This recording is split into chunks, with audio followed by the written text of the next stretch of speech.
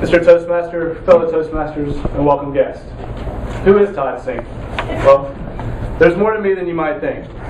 I grew up in Thomasville, North Carolina, but I claim High Point most of the time because that's the city that more people have heard of. I'm probably related to everyone in Davidson County, and I'm one of the few to escape and live somewhere besides the family land. Growing up as a young child, I can remember sitting at home at my parents' house and looking out our back window and looking next door to our neighbors where my two best friends lived, just waiting intensely for them to come home, looking for their parents' car, so once they arrived home, I could rush down there and grab them and we could go play outside.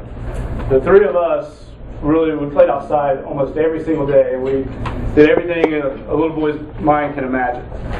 I remember vividly, every time that one of us would have a birthday, we would gather all of our friends together with our fathers, and we would play football in our backyard.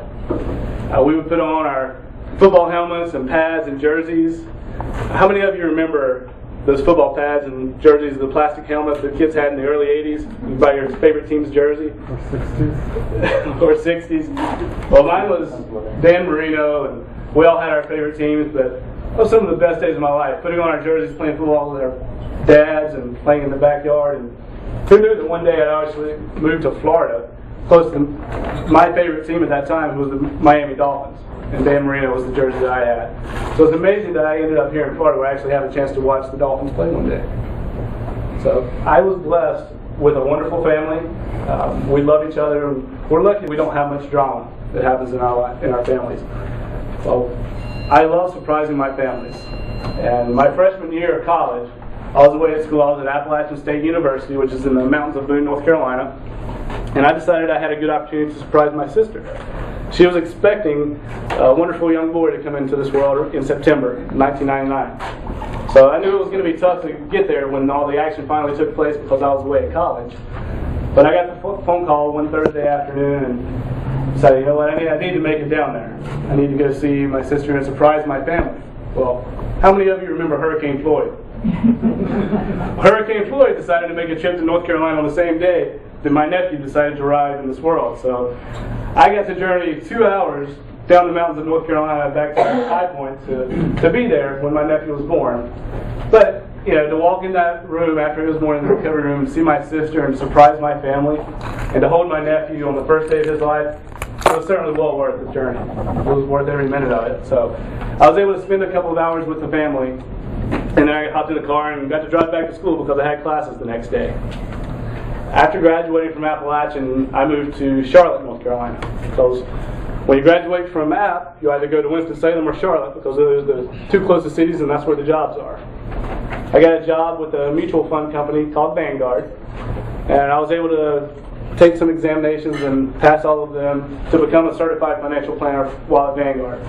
I worked there for 3 years and decided that I needed to look around and see what other opportunities were out there.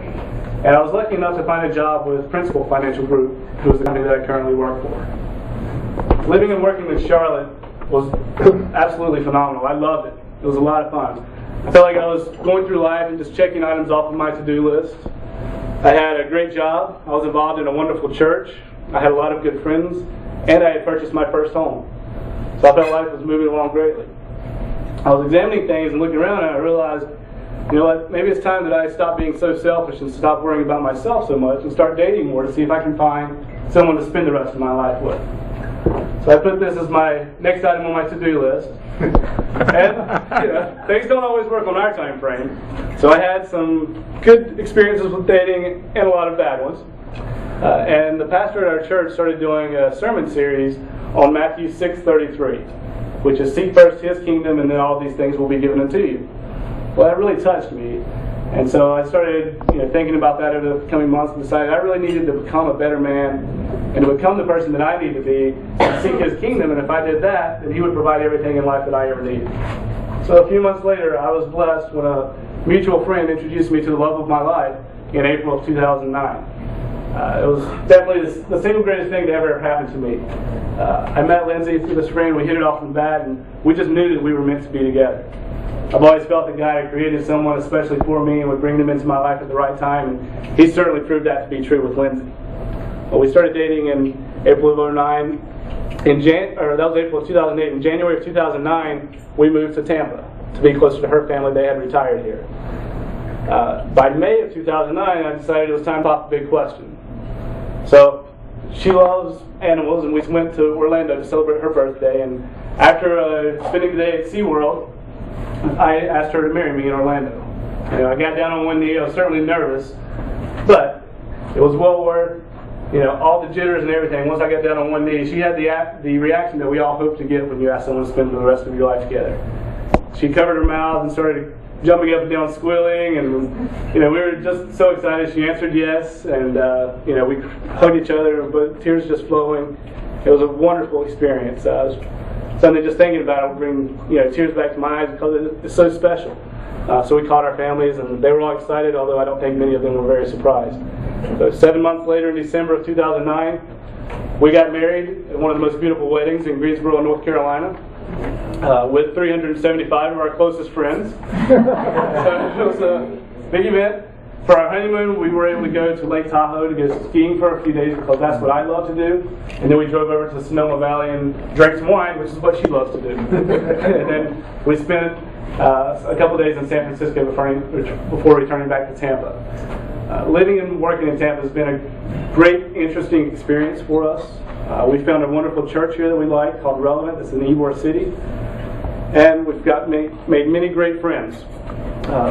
I decided that I needed to get out and meet more people and further develop my speaking skills for my career, and that's why I joined Toastmasters. You can remember me as a happily married Christian country boy who was a financial planner and an Appalachian State fan, Mr. Toastmaster.